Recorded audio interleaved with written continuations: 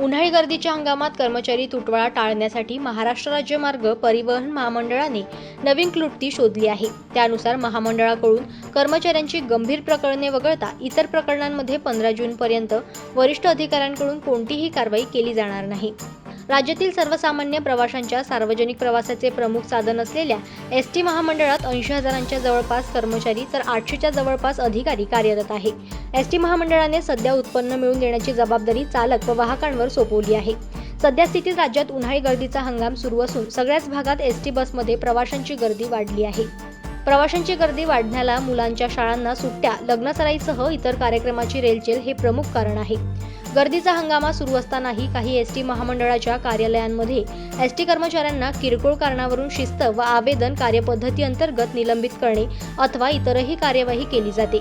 परिणामी गर्दीच्या हंगामात कर्मचाऱ्यांची मनस्थिती बिघडून ते उपलब्ध होत नाही, त्यामुळे कर्मचारी तुटवडा होतो। हा तुटवडा टाळण्यासाठी महामंडळाने उन्हाळी गर्दीचा हंगामा पूर्ण होईपर्यंत कर्मचाऱ्यांचे गंभीर प्रकरण वगळता इतर प्रकरणातील प्रथम अपील घटक विभागामार्फत करण्यात येणारी कारवाई 15 जूनपर्यंत करू नये असे स्पष्ट आदेश सर्व एसटीच्या कार्यालय प्रमुखांना दिले आहे। त्यामुळे आधीच विविध प्रकरणात अडकलेल्या कर्मचाऱ्यांना 1.5 महिना दिलासा मिळाला आहे।